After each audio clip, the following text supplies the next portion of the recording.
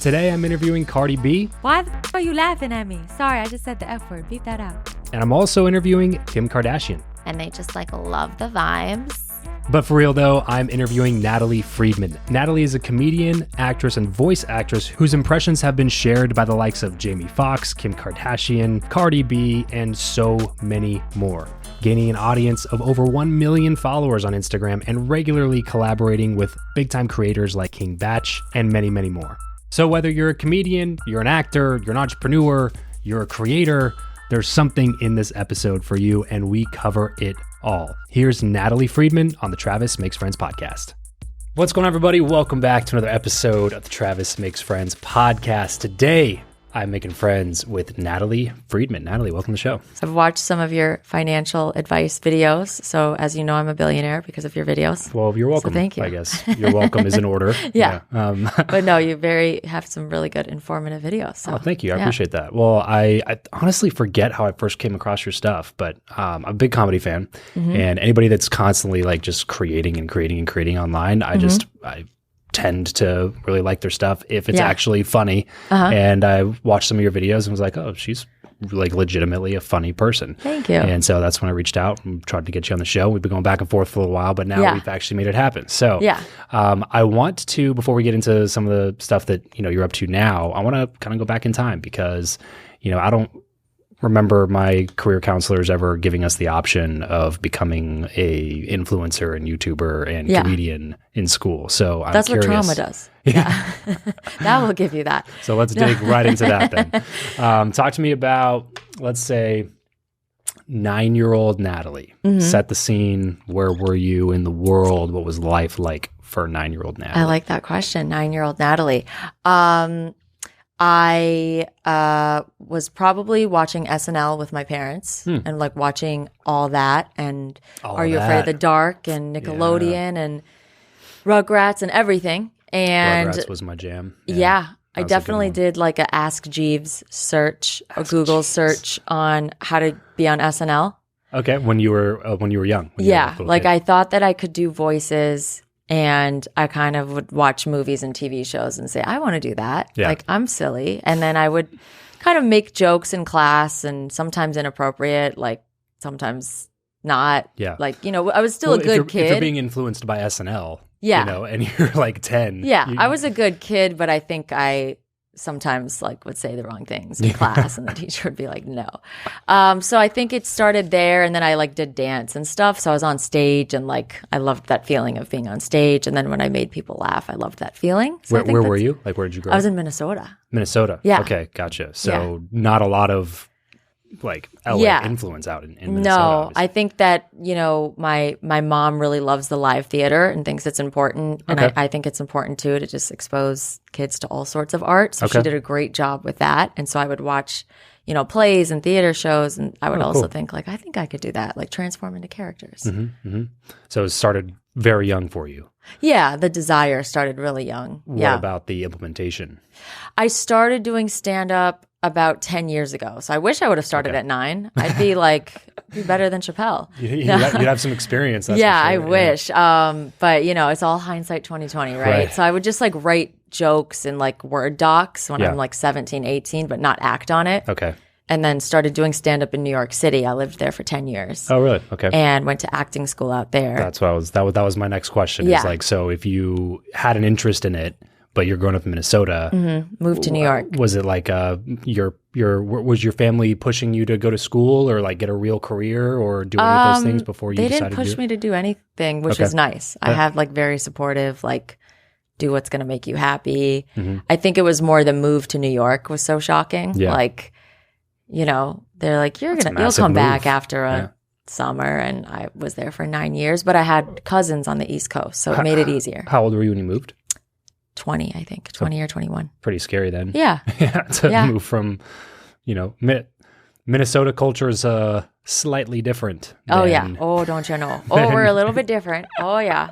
I was where's the casseroles? That's what I need. I need my snowsuit and just moved to New York, and I was so naive and nice, but I think I joke that I think I was born a New Yorker because I just have that that stereotypical hustle and drive. And we live here now, obviously. Live so here now. what made you switch from? What made me switch is a combination of things, a little bit more opportunities. I mean, it's great in New York too. Yeah. There's also stand up here. So the weather, just, wanting to be in the Mecca, and then I still go to New York for opportunities. So I love it. Which one's better, LA or New York? Oh, that question. I just love the LA weather and the lifestyle. All those stereotypes about LA people being more chill and not working as hard is so not true. It's just, people are people in every different city, and there's the fake people LA thing. I also don't think is real. I think you can find real people everywhere. Sure. Travis makes friends, so he does that. And so, sure, like there's Hollywood aspects that we all kind of don't like, and things like that. But I feel like New York is like somehow busier, even though LA is also really, I think it's probably just the concentration. I think it's got to be what stacked it is. on top. Yeah, exactly. And then LA is like this. So it's just, we're all in New York, it's like this, and Manhattan is, in terms of miles, it's smaller. Right. But it's that's the biggest difference. Because like I could say like I'm coming to LA, and it's like, well, what does that mean? Because that could be like an hour and a half of driving distance, and you're still in LA. You know what I mean? Whereas New York is just like, oh well, we can't drive in New York because it's just this tiny little area and there's millions of people there. Yeah. But I love both coasts. I'm just checking to see if I look pretty and skinny. Okay. But probably do that too. Yeah, you do. We're good. Yes. So I love both. I really love both. What about the food? Ooh. You know what I would love to do, like a Michelin star taste off? I sound so bougie. Like that would just be so fun to be like one of those. I don't know, what is that job position called when you get to a restaurant reviewer? I guess a critic. That was the more elegant way to say it. I've experienced good food on both coasts. Yeah, for sure. Entertainment. Think you just kind of like need to know people, and they'll know the right restaurants to go to. Because I've had like I've heard some comedians that are in New York. They'll come to LA and they'll be like, the food sucks, but it's like you went to two places. So like exactly. The place you went to sucked for you. But I think the food in all major cities is good because there's so much diversity, and I think I've had like some of the best Mexican food here. I'll say. That's very true. Yeah, it's so good, we're and so close it's hard to beat. I've had really good Italian food here and New York, so I don't know. That's also fair. What do you think? I honestly have not done New York enough times, so I would choose LA for a lot of the things. But I grew up around here, so it's more difficult to say because I haven't spent a ton of time in New York. That's why I want to ask you, because you've lived in both places and for extended periods of time too, not just like, I was there for a couple weeks or a month or whatever. Because I genuinely was curious. I would like to spend more time in New York. I think it's a really cool city anytime I've gone. Like if I was going to tell somebody from out of country and they were like, I'm going to go visit LA. I have 1 week. I'm going to go visit LA or I'm going to go visit New York. Which one should I go to? I would tell them New York. Because I think you could see more of the city in a week's time and get a lot more accomplished. Like, whereas LA, like we're talking about, it's just, like, what do you mean? What do you mean LA? Like Santa Monica, LA? You mean like Los Angeles? You mean like LA Live? Hollywood, you know what I mean? Hollywood? Like, where are we talking about? Beverly Hills? So I think I would still recommend like, hey, why don't you go check out New York first, and then make your way to LA. But anyway, okay. So you move to New York and go to school, you said? I went to acting school. And so you're in acting school. What do you do during that time to like make a living, pay the bills? Oh, we're going to go all there. Okay. Yeah. I was a part-time, I guess, babysitter / nanny for a family. And it was a lot of work to juggle all of that. And then I did fit modeling for a little bit. And basically, long story short, if you're not familiar with what that is, you are a certain size, you're a number size. And when a clothing brand comes out with your size pants in a new model, you try them on for the brand. It's not like I'm in ads or anything. Gotcha. So I'm the fit model for this size, for this brand. So I did that as well as nannying part-time. And then I did some voiceover work, and I just kept and going to school. Yeah, and I just kept climbing out of, the gigs to try to get full-time comedy. And then I started doing social media I was a little late to the party, I think, compared to some of my peers. Like I started flying here and doing collaborations with some of the creators out here. Around what year is this? It was sporadic, but I think I really started hustling with it maybe 2015.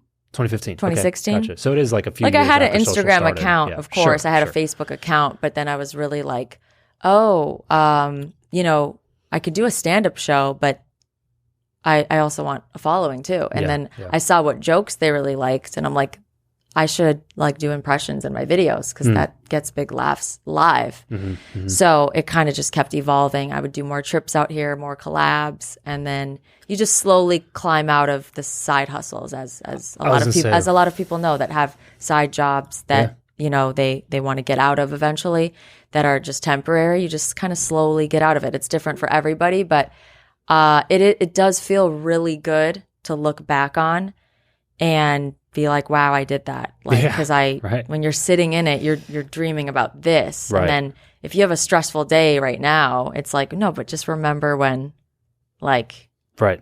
Exactly. Yeah. Remember where you came from. Those kids are probably grown up now. Yeah. There's a concept, there's an author named Ben Hardy, and he has a book called The Gap and the Gain. And the whole concept is talking about how most people, we tend to, as especially if you're more of an overachiever or you're somebody who has a lot of big goals and dreams and ambition in life, you tend to always look at the gap. What stands in between where you are now and where you want to be. Yeah. Rather than looking back and seeing the gain and like being thankful and grateful and excited about where you came from and the fact that you're not back there anymore. You're not going to school and banging your head against the wall, being a nanny and doing this side job and that gig and this model thing and this thing and just like scraping pennies together just to try to live a portion of your dreams, you know what I mean? And then you do all that work and for an extended period of time. And then because you still keep moving the goalpost, it feels like you haven't done anything. Yeah. You know what I mean? It's every day counts, every brick counts, like you said. And gratitude is so important. We hear it on all the podcasts. That's such an important daily routine, even if it's thinking it to yourself, if it's writing it down. I think that's really important to look back and watch your growth and see where you can improve. And can't be grateful and anxious at the same time. Yeah, that's a good one. Constantly. Can you voice audio that to me so I can just replay it because you said that really good? It's just you have to take time to do it. But I'm not gonna keep talking about that because, like you said, every podcaster talks about it. But it's great. There's a reason they do, and right? There's science about it. There's a lot of it. Yeah, your brain has to focus on that, and then you get more of it. Right. So, was there ever a time during that hard period where you ever thought about, like, getting a real job, or were you just like so committed to figuring this thing out in some capacity that it never even crossed your mind? I like that question. I think I never really thought about a plan B. Okay. Although that pill works great. It's effective, I think. So far. It's worked out in my favor. Well, I got 2 kids, so. Yeah, you don't know about that. But I never really was like, you know what, if this doesn't work out, I'll be a doctor. I never really fully explored different options. Okay. Because I thought I was you just kind of think you're invincible. I'm in my young 20s, and I'm like, this is going to work. Sure. And then you see a little bit of results, and you're like, this is going to work. This is going to work. Were you trying? Was there a specific goal in mind? Like, I want to be a stand-up comic, or I want to get on SNL, or I want to, act in comedy movies or act in dramas, or was there ever like this is like the ideal? I think it's a combination of things. I really looked up to some of my peers, like Amy Schumer. She went to the same acting school as me, and I saw that she had her own show. She did stand-up. She was touring. She was in movies. She also did Broadway. Like she's just so well-rounded as an actress. Yeah. And so I'm like all of those things, you know. I would love to have my own TV show, be on other, What type of TV show? It would be a comedy, probably like a sitcom or like a very updated sketch show. Oh, like a Chappelle Show type thing? Yeah. Like a Key and Peele? I thought that Key and Peele did amazing Chappelle Show, Inside Amy Schumer, In Living Color, of course, SNL. Who was really good, they isn't doing anymore, is Nick Kroll. Okay. Yeah, show. I saw his. The Kroll show. Yeah, some really good sketches. I watched those with my parents. But yeah, I think that I have so many different goals. I'd also love to produce and direct. I think I have a good like director's mind. And so a lot of different things that I know over a span of, you know, if I'm doing this till I'm 85, I have a lot of time, which Gary Vee always says, like, you have so much time. It's true. So, like, just be patient. Young as fuck. Just be patient. And your parents are like, hurry, your clock is ticking. Right. And you're like, but Gary Vee said, what? Gary says I could be an entrepreneur at 78. Yeah, Gary says I could take my time. No, you need to meet somebody and have baby. But yeah, I think that a lot of different goals. And like, producing and writing and all that stuff is so fun, and then you see the final product on TV or whether it's a movie or a TV show, it's just magic. What do you enjoy the most right now? I'm really writing a lot of new stand-up. Okay. And I had 2 shows this week, and it's just magical when you try a new joke and you are excited about it, and then it's new and it works, and then you mix it in with your old material. It's invigorating. It's never ending. You're never done with stand-up. You're never. Even the veterans that I look up to, they're always working on it. They're always getting excited. And so I like that. Right now I'm really diving in, especially with the strike, which, you know, paying respect to that. But it's enabled me to sort of focus on the stand-up a little more. Yeah, well, you got to. Yeah. You're writing your own stuff. You can perform your own stuff. And that's also the nice thing about having YouTube and Instagram and these other things. Is like you can keep working and keep making money doing these other things while still, like, you know, paying respect to the thing that is what is on everybody's mind that lives anywhere near this zip code. You know what I mean? When you're talking about even the legends still are working on it, all their stuff all the time. We went and watched Tom Segura recently when he came through Vegas, and it happened to be on my birthday. So I had a bunch of friends in town, and we all went and watched him. And I had just watched his stand-up special that he just came out with Sledgehammer. And so we go to the show, and I knew, I was figuring that a lot of the material would be different, or that he would do some crowd work or something. But some of it would be maybe overlapping because the special just came out, you know. We went to the show. He probably did like 75 minutes of all brand new material that I'd never heard of. No crowd work at all, just like completely just over an hour. I'm just like, that's what makes people like him great at what they do. That's greatness. Is he is just constantly working out new material, coming up with new bits, touring, testing it out, scrapping stuff, adding stuff, putting stuff back in, and just coming up with the next hour. You know what I mean? Which is just it blew my mind that it was just like, wow, you just did over an hour of brand new shit when you just did this like 3 weeks ago. And now this is like, so you've been working on all of this other stuff while you were working on that. It was just like, that's mind blowing. And you have the podcast, multiple podcasts, the podcast network, and I was just like, that is a true professional. You know, to your point. You're like, Natalie, now the question is, are you that? Are you doing that? You just cut the part where you said his name and then just make it like that was yours. No, that was you. Yeah. No, I think that's incredible when you see a comedian and the next time. But, you know, I think sometimes people ask me, like, so when you go on tour, do you do the same stuff? And it's similar to being a musician, right? You put out an album, you are going to play those same songs. Sure. Taylor Swift is probably doing most of the same songs, and Beyonce, and you know, so I had a friend say, like, I went to this comedian show, then a month later I went because my friends wanted to go, and he did the same jokes, and I was like, well, that's still his tour, and he's working on it for a reason, and he's saying it over and over again for a reason. Both are impressive. Like, that's amazing, and I want to be able to, like, just pump out new stuff. And then there's certain bits where I'm like, I have to keep saying these over and over again to get the wording just right, and I'll flip some words and I'll move stuff around, or I'll like pause. I'm like, maybe I need to just make a facial expression at this part, and it will make it pop more. And then there's some new stuff, and then there's like a joke that, you know, is kind of like a classic core joke that I've been doing for a few years. So it's kind of like always a work in progress. Always. And you do a lot of impressions in your stand-up too, right? Yeah. What are some of your favorite impressions to do? I like doing all of them. I like it if the crowd is having a good time. Okay. So I would say, like, my Kim Kardashian is just a classic. It's one of the first ones that I started doing, and they just, like, love the vibes. And, like, I can do some of her, like, I do her sister Courtney. I can do that too. And, like, sometimes I just have, like, the sisters talking to each other.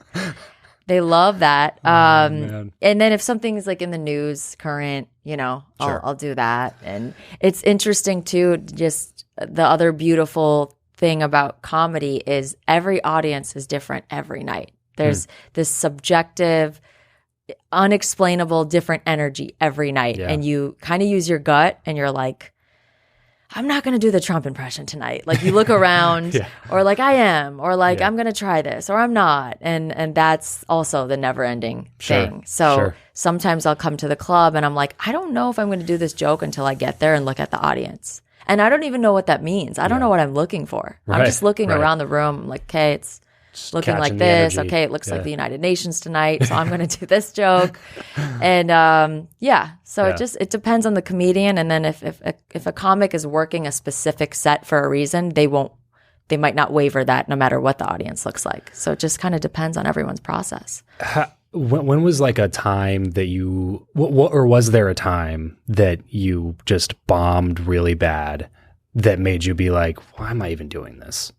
Yeah. I think if I didn't have shows like that, then I'd be a wuss, you know? So I have. Every single comic has. Yeah, I've had those moments and you're just, I would be surprised if not every comedian has said in the beginning stages, like, I don't know if I want to do this anymore. Yeah.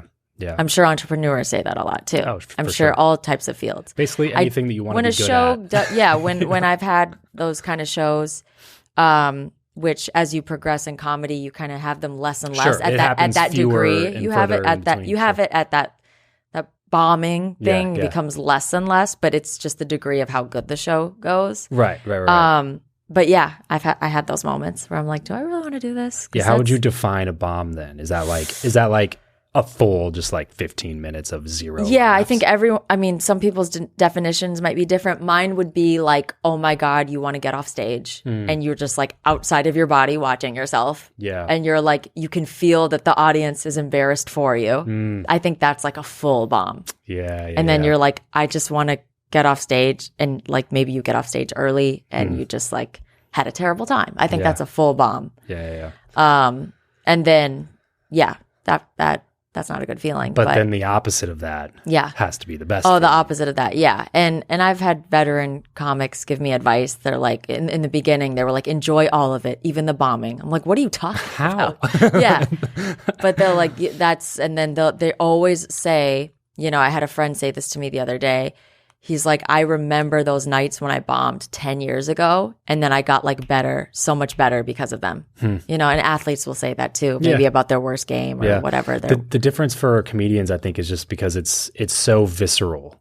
You know, like it happens as an entrepreneur all the time, and happens to athletes or whatever. But I think for comics, it's subjective. You don't. Yeah. Whereas like with an athlete, they can be like, well, I didn't. Like I didn't score points or whatever, and but to your point, like, I don't know, there's got to be, that's why I give so much credit to stand-up comedians, because like you're doing something that is risking social capital. You know what I'm saying? And then like when it's not accepted, it's like a public failure. You know what I mean? Even as a podcaster, it's like you can fail a bunch, but you don't get that immediate direct you can't bomb feedback. As a podcaster. Right, exactly. Like even if nobody's listening or it sucks, it's like, well, I'm going to suck at the beginning, but like I don't have to like see the look on the audience's face when I suck. You know what I mean? I can not pay attention to feedback on my podcast for 3 years until I'm good at it.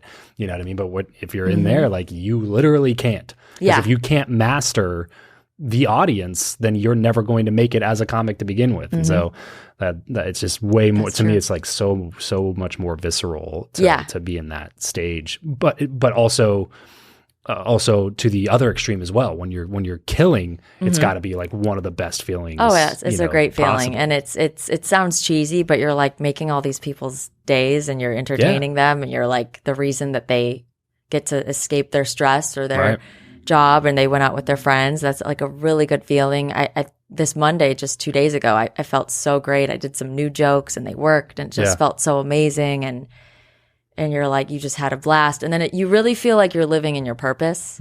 Like that's kind of like, I'm like, oh, I got this gift. Like I'm using it right now. I'm using my gift, and it feels really good. Yeah. And then if you could snap your fingers and instantly be, top 5 of any one of the things that you do, oh, that's a tough one. what would you choose? But you could never do any of the other things again. Oh. So like, influencer, social media videos, YouTube, whatever.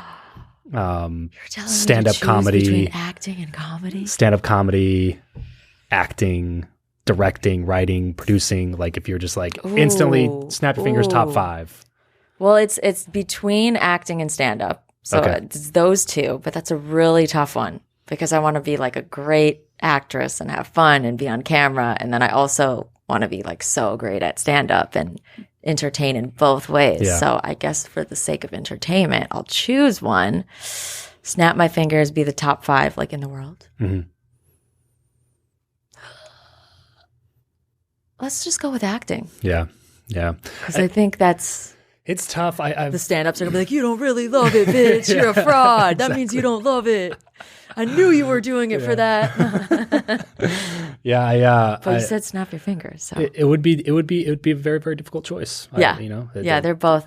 That's why when you said, what's your goals? It's like, they equally are both. And then luckily I have people I look up to that do both. That one translates to the other and vice versa. And then you get to put some of your stand-up premises in the show or in the movie. And Right. I've seen even Bert Kreischer's movie that came out recently. Yeah.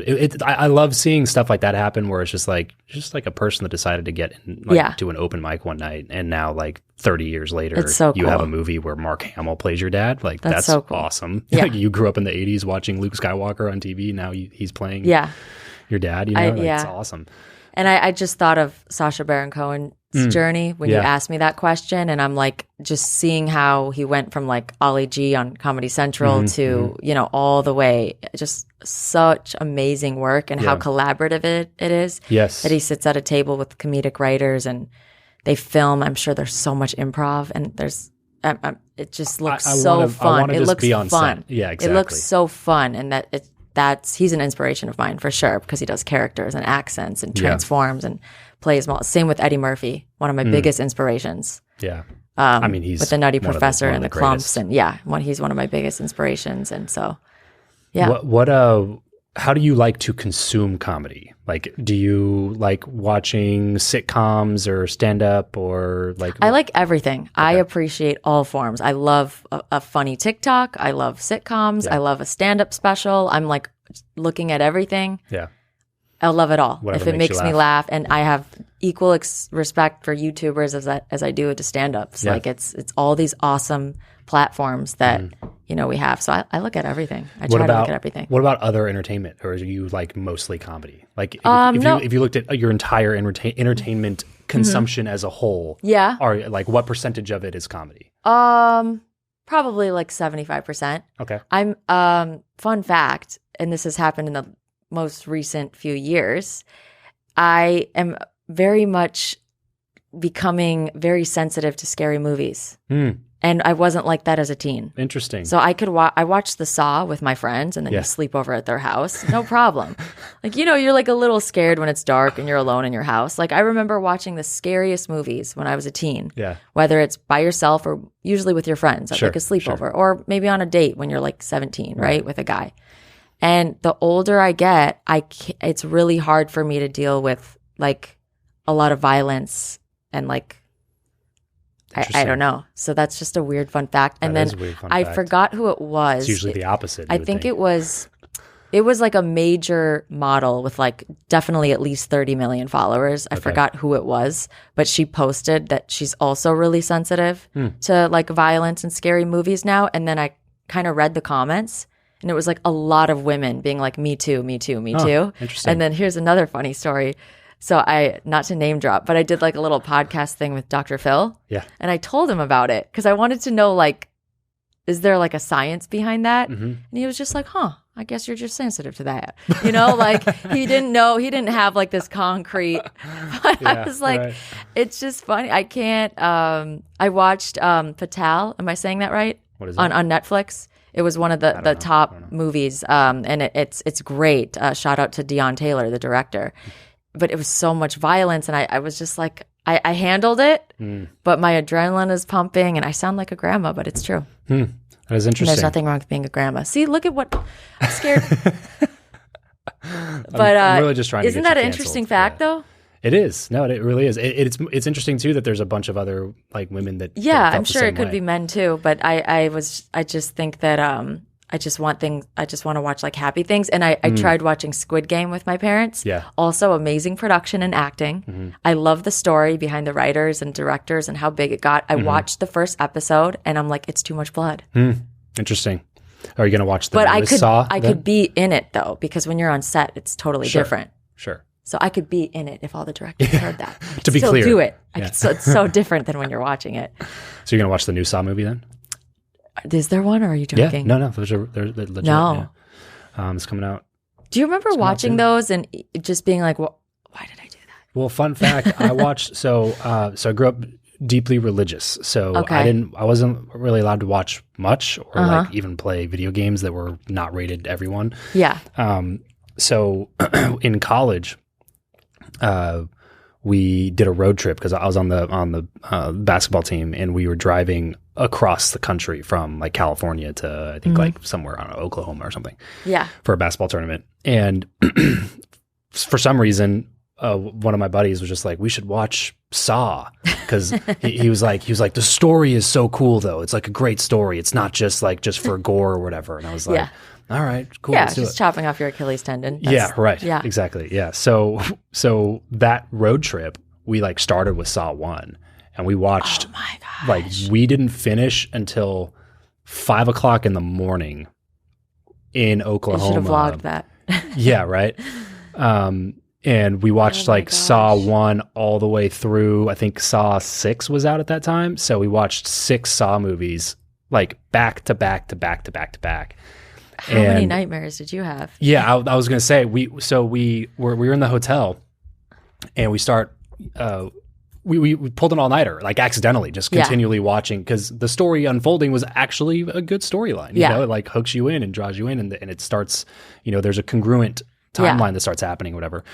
And so we just kept watching them. And so we pulled an all-nighter on accident, and we got up at like 5:30 a.m. We were like, we can't go to sleep right now. So let's just go down and get some breakfast, So we like all just walked downstairs in the hotel to like go get the whatever continental breakfast. Yeah.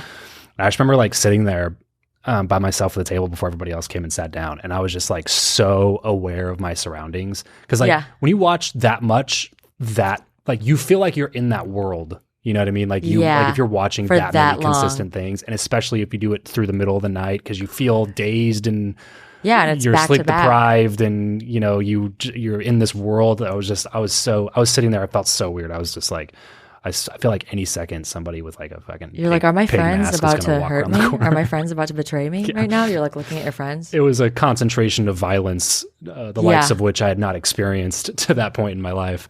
So I know you're watching the new Saw, but I'm not. I probably will. Probably will. I haven't watched any of them since then.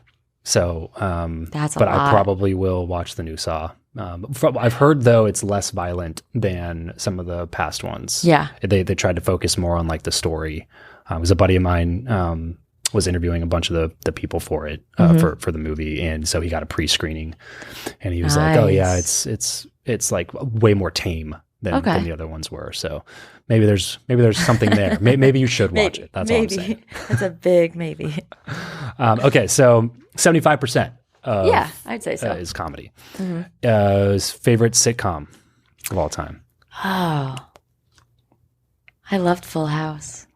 Full House was great. That was just pure happiness. Yeah, that's true. Yeah, always a good lesson. I always liked.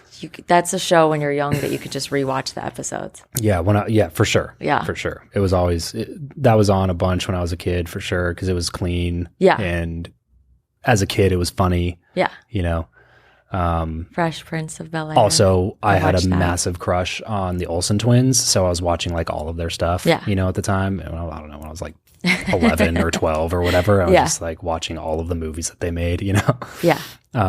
If you were going to insert yourself in the cast of a sitcom, purely for how fun you think it would have been to work on that show, which one would it be?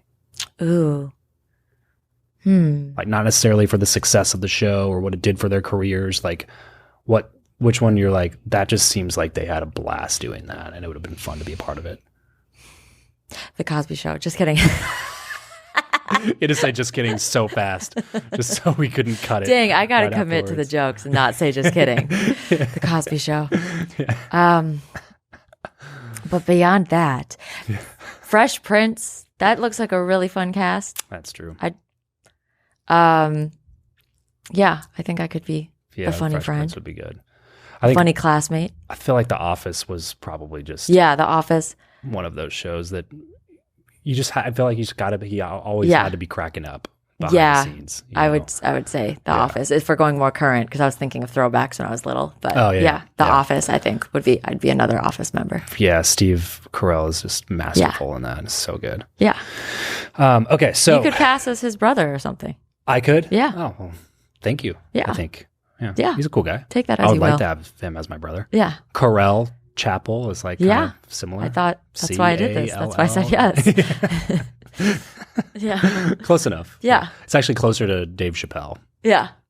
But we look less alike. Yeah, a little bit. Yeah. You'll get Dave on. You'll get him on soon. Yeah. You're like 3 months away from we're it. tight. Yeah. Okay, so you are... I want to go back to the timeline of your career a little bit here. So you are in New York and doing a bunch of side gigs and all that stuff. And you said you're traveling to LA to do collabs and start kind of the creator online space. At what point did that really start becoming more at the center of your attention? Because you obviously you've spent a good amount of time doing it now. Yeah, with it the took following years. that you've built, and that does not happen overnight. Yeah, contrary to what most people think. Yeah, it took a lot of years. Yeah, so tell me about that. I would say, so I still lived in New York, but I would do a lot of LA trips. Okay. But I would say, gotta give a shout out to Cardi B, because like I did a Cardi B impression, you know what I'm saying? And she reposted it. Oh, you know what I'm saying? She reposted me. And like I got a lot of followers from that. Like I got like a lot of her followers. So like I gotta thank her. Like I got like a lot of New York street cred. Why the fuck are you laughing at me? Sorry, I just said the F word. Beep that out. You know what I'm saying? Like, let's just really confuse these producers. Like, what the hell is happening? So that was a big, like, a lot of my stuff you got can cuss, by the way. a lot. Okay, but yeah. A lot of but you could beep it out. A lot of my stuff got reposted. So thank you to everyone that's reposted me. Like thank you Cardi and shout out to World Star. They reposted a lot of my videos, and I did like some comedy raps. Okay. And I did Kim K impressions that they reposted. And sometimes when you're going viral, I guess let's use that term loosely. You can't really see everybody that's reposting you. So I would have some posts where I would get 40,000 followers in a week. And, some of my fellow creators, they have that happen often because they're at millions and millions and millions. Sure. But that kind of just the momentum. Then you kept the momentum going. And then any business, which is interesting, you have ebbs and flows. And then you're like, wait, this is going slower now. It's been quiet this week. And then you have another video that's funny, or you have a stand-up clip that does really well. So that just kind of started taking off. And then because you were starting that from scratch, essentially. Yeah, right? totally. You just had like everybody had social media. I remember having I remember having 2,000 followers. Okay. And it's I don't know if you remember Instagram when it was way back, and it's just all about pictures, and then whenever the video feature came out, and I remember when stories first came out, that wasn't always thing. Oh yeah, they stole it from Snapchat. Yeah. And then dominated it. Yeah. So it just kept building and building, and then I got paid opportunities from it. And I'm very thankful that I had people to look up to that had followings, big followings, and kind of knew the business side of it and how to monetize it. And then, Facebook gets monetized and TikTok. And same with my TikTok. It was some videos that just really went off. Yeah. And people love the impressions. People love impressions. It's like a magic trick. Yeah. So that kind of all just concurrently happened. And then you just keep going. And how many videos do you think you made before you had one that went viral? Ooh, I like that Gary Vee question to do reps. It's hard to put a number on it, but I mean, I think just maybe it felt like maybe 1 in 20 were kind of going crazy at that time. Okay. Whatever that means at that time. And again, the algorithm is so different now, and that's a whole other conversation. Like, but this is like after you're already seeing momentum. Yeah, stuff, so right? maybe when I was at like 200,000 followers, I feel like there was a point where like all of us and my peers, we were like getting 1 million views, like kind of like more easy. It still has to be a good video. Sure, like, sure. Of course. But I maybe felt that way at the time. Yeah. Or maybe we were all just like kind of all working together and reposting each other's videos, which this is probably interesting to people that don't do social media. But there's just such a great network of creators here that, you know, there would be collab days where you'd meet at somebody's house and like 15 people are there. Wow. Or 5 to 15 people. It's not always 15. And you're like, here's my video idea. Let's shoot it. Here's your video idea. You take turns. Hey, can you shoot this? Hey, can you light this? And you do a whole content day. Nice. I know creators that would like shoot 10 videos in a day, and then like the next 10 days is about editing and posting. There's no right or wrong. Sure. So I'm sure that like, answers fantastic. that question. Yeah. Like, because we have a bunch of people that watch and listen to the show that are entrepreneurs. They're trying to hack the content game. They're trying to do something in content because Gary Vee tells them they should. But they have like reps. whatever, like a window washing business, or they have a whatever. And they want to just start with social media. They're a florist. You know what I mean? And it's like I don't know what to do. I don't know what to post. So like hearing what the like creation schedule of full-time content creators is extremely helpful and valuable for them for sure. And I think like, to give him one more shout out, Gary Vee says, if you're adding value, whether it's educating, entertaining, informing, like they will come. If you're putting out that good work and you're being your authentic self. I love the collaborative ideas. Obviously, the show's called Travis Makes Friends. It used to be called Build Your Network. I used to run masterminds and group coaching and events and all this other stuff. All that. And I am very big believer in if you want to go fast, go alone. If you want to go far, go together. Yeah, and I saw that on Instagram today. Yeah, so I'm curious on how you like initiated some of the relationships that you have with some of the creators that you were kind of coming up with. Like, how did you meet those people? Were you reaching out? Were you DMing them? Like, hey, let's do something together. Let's work together. Did you just meet them at a coffee shop? Like, how did those relationships come about?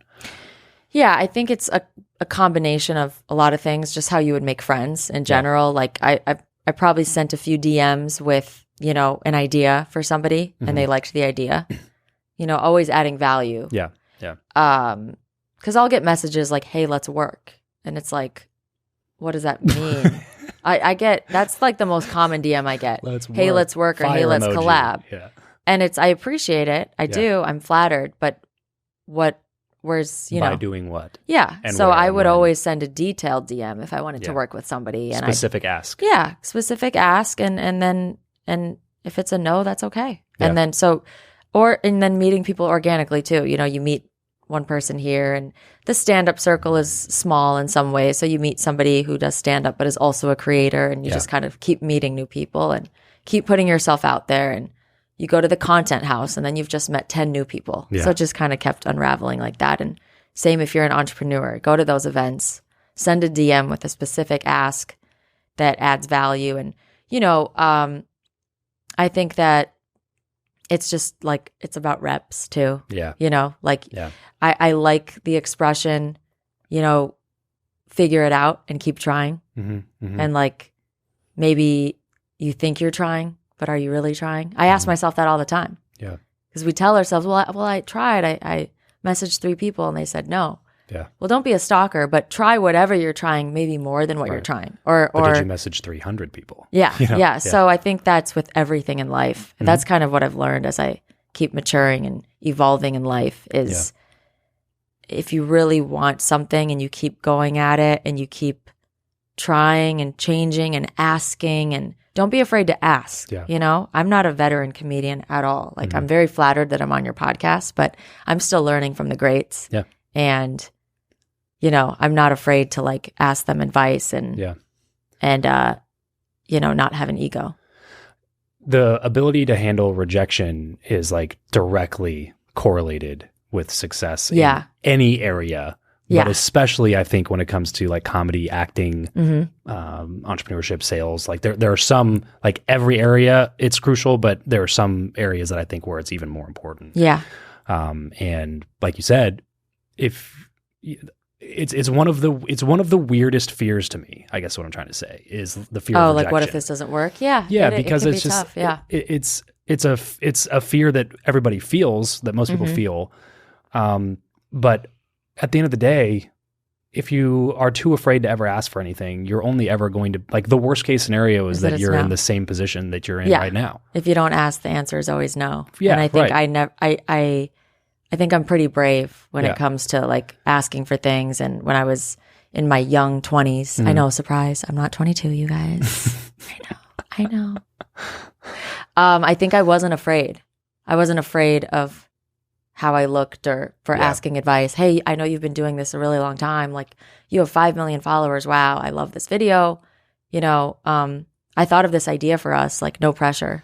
Yeah. See, I'm giving you guys a template. Should I teach a class? That's perfect. And then if you're, you know, like said, like a really specific business, let's say that you own a restaurant or an accounting firm, and you're not going to be really looking for collabs. You want your own, you know, you want to do your own content too. Yeah. You know, you have that information that adds value. You have a hook. You make it fun. You use your personality. You know, I think that there's, but yeah, I can see how starting from scratch with social media could be daunting for some people. Intimidating for sure. Yeah. Because I started, you know, like I said, years ago. So, and that's what I like. That's why I like to talk about it, because, like I said, people look at you now and see you now and make certain judgments about how you got where you are or what it took to get where you are. Yeah, or if they just see my page, they don't know my story. So they could think, did she just get 1 million in the last year? Yeah. Did she, you know. Well, you said you've been working on it since 2015. Yeah. So we're coming up on a decade. Yeah. And I remember when I was in acting class, and it's funny how I just have some of these vivid memories. I remember I was like stuck at I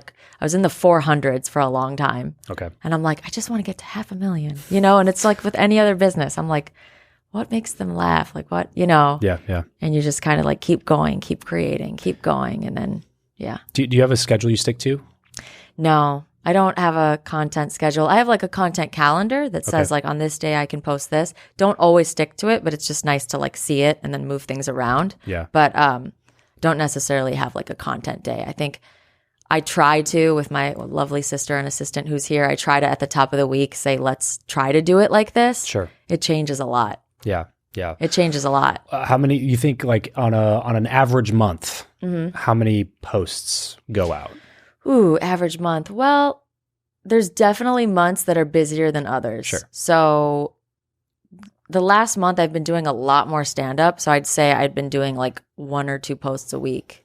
Okay. And then if I'm like really having more extra time to create content, like 3 posts a week. Okay. But do you have like... But you said a month, but I know what the difference between month and week is. Dozens, though. Yeah, you guys do the math, okay? Yeah. So is there topics you try to stick to? Is there any sort of structure? Abortion. Thank you. That's what I wanted to hear. That's the social media clip. Yeah, that'll be the perfect teaser for this episode. Yeah. Or like, is there any structure around how you think about putting out that content, or is it really just like, I have this document that I just constantly throw jokes into. Yeah, I have a document. Sometimes it sparks something that makes me want to do a video, and I go do that video. Yeah, I'll give you guys a little sneak peek. Okay. I have a file on my computer. It is called Google Docs. And there's a chart that I have. And then it says, I would like to film this, I would like to write this, and I would like to post this. And then there's like a chart that I have with the calendar. Nice. And that is helpful. Even on the post stuff, it's pictures that are already ready and content.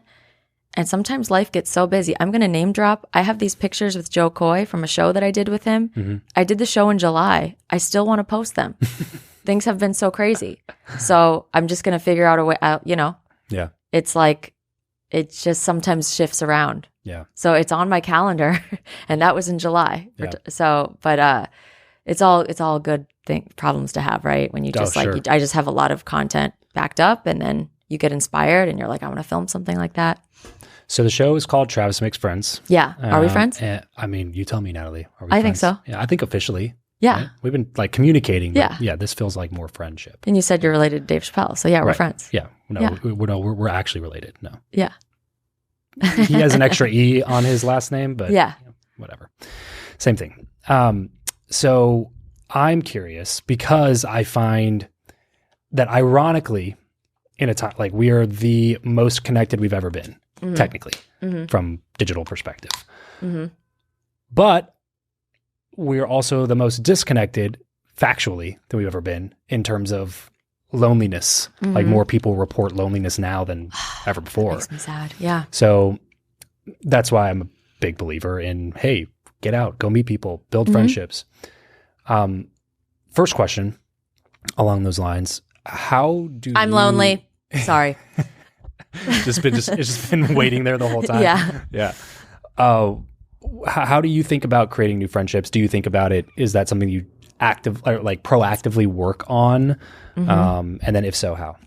Yeah, I try to always think about my life as a wheel. What's the term? Why am I blanking? It's just a wheel, right? Like a graph. With all the different pies. A pie chart. Pie chart. There we go. Yeah. We just tied with that. I try to always think like it's the health, it's the family, it's the friends, it's the spiritual, it's the work. And in some chapters of my life, like the beginning of this year, it was just so much work and like not hanging out with friends as much or like I'd see my friends with the work.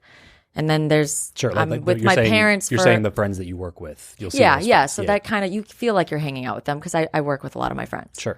And then there's a month where like I'm in Minnesota with my family. So to answer that question broadly, it's like it is a priority. And I want to make time for my friends and I try to and I do. Yeah. And I'm always open to meeting new friends. There's friends that quantity of years is great, but sometimes you could meet a friend tomorrow that ends up being your friend for life. Just your people. Yeah. So I'm always open to meeting new friends. I'm really thankful for my current friends. And, I was talking to a friend about this the other day, like, and you hear it on podcasts too, like cutting off toxic people and friends and all that. And like friendship breakups are a real thing too. Like you can't really go through a life as an adult and say like, I stayed friends with everyone. And I want to be friends. Probably a little bit of a problem. Yeah. It's like, I love making new friends and nourishing those relationships. And sometimes it's hard because of travel and busy schedules. And then I love those friends where if you don't see them for 9 months and you just pick up like you never left. Totally. And those are the best. I love those. So that's what happens though when you go make friends based on commonalities or common interests or things that or at least common values to a certain extent. Because a lot of my friends now is like I have friends all over the political spectrum, religious spectrum, like all these different people that are in my life now that maybe when I was a kid I would have been like, no way I'd ever be friends with somebody like that. Yeah. You know what I mean? But now they're better friends than the people that I knew back then. Yeah. And I think that it's a testament to the fact that it's because when I decided that I wanted to pursue a certain path for my life, even though none of the people that I knew in my life were on that path, though everybody else that I met on that path also did that. Kind of like your story, right? Like the people that leave the Midwest to go to New York, go to LA because they feel this pull to entertainment or acting or comedy or something. Yeah. Like those are your people. Yeah. Because there's not a lot of people that leave that. Like if they have that strong family friendship unit in, Minnesota or in Iowa or, South Dakota or whatever, like they tend to just stay there because that's what feels the safest. And that's the path that they choose. And there's nothing wrong with that either. But then when you're like, that's not me though. I want to do something different. Yeah. And then you go do that, even though you're leaving all those people behind in a sense. You're meeting the people at those places that also did that, is my point. Yep. So like you immediately have this like camaraderie, this commonality that draws you closer to those people. Like what I say, like they're your people. Yeah. So you don't have to work as hard at those relationships when it's just like we share similar values, we share similar interests. Yeah. And like you're somebody that like we can be genuine friends, as long as we treat each other correctly. You know what I mean? So I'm always telling them, like, you don't have to go purposefully like cut off people unless it's extremely toxic, like an extreme situation, right? But a lot of times it's just going to be that when you pursue your interests and they pursue their interests, if those interests don't align, you're just going to naturally grow away from those people. And I think it's about desire if you want to keep those relationships. And to your point, you said you have friends that are all sorts of, political preferences and religions and ethnicities. And I think that we've, as a society, become so judgy and labely and like, well, this person's blue and this person's red. And like, I don't know, maybe one of your best friends is out there who's the opposite, political preference of you or and I think that we're just labeling each other so much, especially on social media. And then with COVID, there were, as you heard, all these family arguments about vaccines and everything. And just, we took the human out of it. And like you said, like you if you want to have friends that are all the same things as you, that's okay too. Yeah. But I really try to keep an open mind. Yeah. And I think that we need to judge each other less. I think we need to get to know each other. And if you are lonely, which is a real thing, kind of like what we said about the social media strategy, like keep trying, go to events and like be your authentic self and like send it. I met a friend that's a girl through a DM. Because like I messaged her something and like we became friends that way. So like there's so many, the blessing about the technology and the social media is that you could make friends. And I think there's even like, I think one of my friends said that there's like friendship apps to like meet friends. I've never tried that, but one of my friends said she's trying it. They exist, she just moved. Yeah. So I'd say the same thing applies. Or even like meetup.com. You can go I told my grandma to get on that group or chess club or I think that's all amazing stuff. And if you take yoga classes, talk to that person. And if you're like, I don't want to talk to people when I go to the gym, that's okay too. But I think that I wish I could cure loneliness. I wish I could. It makes me sad when especially when you realize how crucial it is. Relationships are so important and to everything. And I know you're big on statistics and articles and that, the research that's out there that like loneliness is the equivalent to smoking cigarettes. Yeah. Same with sitting all day. Like we know those things. And I've seen documentaries and read articles from Harvard and everywhere that relationships are so important. Yeah. And, like I said, I have chapters in life where I'm like going really hard with work and I haven't really like had fun with my friends, and I at least try to like text or, have those girlfriends that you send 7-minute audio text to. Shout out to you guys for that. And then you're recording an audio message. The worst is somebody calls you're recording, somebody calls. Apple, iPhone, who's in charge of engineering? Yeah. We need to fix that. We need to, and then it doesn't, like it should just save what you've done. Right. Just save what you've done. Let the call come in. Or, because I told you I put a lot of alarms in my phone. Oh, yeah. If that alarm comes off, that the whole 3 minutes, I needed to send that. And so you can't let's get skip on that. Through. Like you can't increase the speed. That's such a simple thing. Because you can on WhatsApp.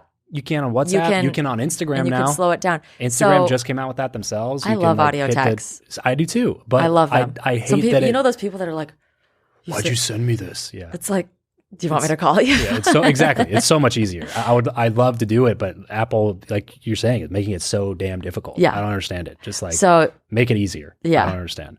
Make it more like a walkie-talkie. Like, allow me to have a conversation with somebody through audio messages where it actually makes sense. Where I don't get it. AI could easily search through and transcribe in real time to still let you search through. Because that's like the worst part about audio for me is like if I try to go back and find something in a conversation, it was like, oh shit, that was audio. No way I'm going to find that message because I can't search it.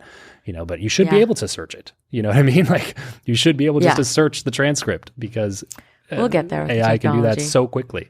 Yeah. So Apple just hasn't put enough thought into the audio thing. But I think if more people just keep doing it, so audio people stay strong. Yeah. Stay strong out there. It's tough. Stay strong. All my girls that are sending 9-minute audios. Yeah. And you're repeating the same thing 7 times. It could have been 3 minutes. You say, but yeah. Like but yeah. So like, yeah. Like the girls in LA when they go, no, yeah. No, yeah. Yeah, no. Isn't the word for that like, just maybe? Yeah. Like which one is it? Yeah, no. Like no, yeah. If it's no, yeah. Then it's yes. Yeah. And if it's no. Then it's no. Right. But it could just be the one word. Or it could be maybe. You could just say no. Like, yeah, no. Like, yeah. Like, no, yeah. Yeah, no. Like, I was, and then my friend group from Minnesota, I love them. We use the word actually so much that we made it almost an inside joke. Like, we'll exaggerate it when we're talking. We'll be like, actually? Literally? Literally? So many adjectives and Literally is one for sure that is overused. And then, sometimes I say honestly, and my friend will be like, so are the other things you're saying not honest? Right. Yeah, right. They're all fucking lies. I love wow, we got ghosts in the building. I know. It's coming down. Literally is one where it's funny how often it's used when it's literally not being used literally. Yeah. Like you'll take the time to say the word literally. Yeah. And then say something exaggerative or say something that's hyperbole. And it's like, that's literally not what literally means. Why did you even say a different word? Just put a different word in there. Why are you using the word that doesn't even make any sense for that, for what you're trying to say? LA verbiage though. No cap. LA vocabulary. No cap. No cap. No On cap. God. Yeah. Yeah. Well, Natalie, this has been mad fun. It's been a blast. Yeah. I appreciate you coming on. Yeah. I gotta ask you one more question before we sign off. Okay. It's a question I've asked hundreds of people. Okay. So I try to ask it whenever I remember to. Sometimes I don't remember for some reason, but sometimes I do. Who you know or what you know? Which one of those is more important in life? Dun, dun, dun, dun, dun, dun, dun, dun, dun. Well, I think what you know first, because then you can meet all the who's later. Okay. Because if you know all the who's and then there's nothing in your brain, what are the who's going to do for you? It's true. Then what are you going to do for the who's? Mic drop. Yeah. Is this a Dr. Seuss? I literally was going to say, it sounds like Dr. Seuss wrote that. Yeah. Yeah, I think that's my answer. Okay, great. We'll wrap it right there. Thanks for having me. Thank you, everyone. Yeah, and I was going to say, anything that you're working on right now that we can go check out? Yeah, I'm always announcing new shows. I'm doing a fall and winter tour, so my Instagram is my name, Natalie Friedman. Friedman is spelled like fried man. Constantly posting all my shows on there. I perform in LA quite a bit, and so check out if I'm coming to your city. Sweet. And say that you saw me. Let's have a code for your people if they come to my shows. Something about friendship. Yeah. We're friends, or just be like, hi, we're friends. Let's be friends. Yeah, we're already friends. Yeah. Yep. So I do all the announcements usually on my Instagram and TikTok and things like that. Natalie Friedman. Yep. Friedman. Yep. Friedman is spelled like fried man. Got it. At Natalie Friedman, go check out everything guys. Natalie's putting out there. Like some videos, follow her if you're not already. Tell her you heard about her here on the show. Natalie, it's been a blast. Thank you. Thanks for having me. Yes, ma'am. I love the work you're doing. Keep going. Yes, ma'am. We'll do. Yes.